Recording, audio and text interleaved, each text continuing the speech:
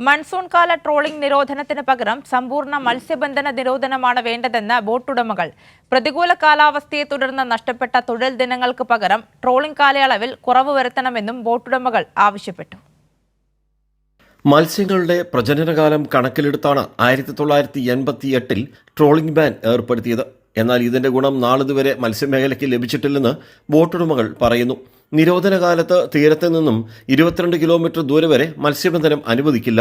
എന്നാൽ പരമ്പരാഗത മത്സ്യത്തൊഴിലാളികൾ ഉപയോഗിക്കുന്ന ഇൻബോർഡ് ഔട്ട്ബോർഡ് വള്ളങ്ങൾക്ക് ഈ നിയമം ബാധകമല്ല.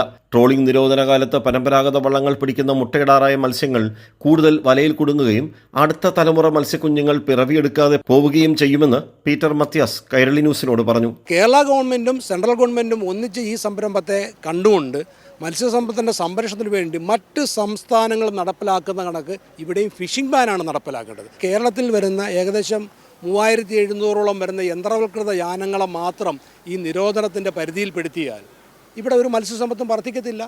അങ്ങനെ വർദ്ധിക്കാനുള്ള സാധ്യതയില്ല. അത് തന്നെയാണ് നമ്മളിവിടെ കണ്ടുവരുന്നത്. ഇപ്പം ഞാനിവിടെ ഈ ജൂൺ ജൂലൈ മാസങ്ങളിലെ മത്തി അയില മുട്ടയിടുന്ന സമയമാണ്.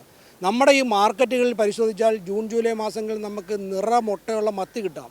കേരള തീരത്ത് കപ്പൽ മുങ്ങി കണ്ടെയ്നർ കടലിൽ പതിച്ച സംഭവത്തിൽ ബോട്ടുകളും വലകളും തകരുന്നുവെന്ന് അതിന് നഷ്ടപരിഹാരം വേണമെന്നും ബോട്ടുടമ തോംസൺ ആവശ്യപ്പെട്ടു. കപ്പൽ അപകടവുമായി ബന്ധപ്പെട്ട് ഇപ്പോൾ ട്രോളിംഗ് നടത്തുന്ന പല ബോട്ടുകളിലും ബോട്ടുകളുടെ ബോർഡ് വല നഷ്ടപ്പെടുകയുണ്ടായി.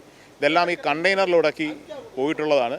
അതിനു വേണ്ടുന്ന നഷ്ടപരിഹാരം വാങ്ങി തരുന്നതിന് വേണ്ടിയിട്ടും ഗവൺമെന്റിന്റെ ഇടപെടലുണ്ടാകണം. കുതിച്ചുയരുന്ന ഇന്ധനവിലയും മത്സ്യലഭ്യതയുടെ കുറവും മേഖലയെ പ്രതിസന്ധിയിലേക്ക് തള്ളിവിടുന്നുവെന്നാണ് ബോട്ടുടമകളുടെ പക്ഷം. ബോട്ടുടമകളും പരമ്പരാഗത മത്സ്യത്തൊഴിലാളികൾക്കും ഇക്കാര്യത്തിൽ പലതും പറയാനുണ്ട്. അതേസമയം അശാസ്ത്രീയമായ മത്സ്യബന്ധനവും അനിയന്ത്രിതമായ മത്സ്യബന്ധനവുമാണ് ഈ മേഖലയെ താറുമാറാക്കുന്നത്.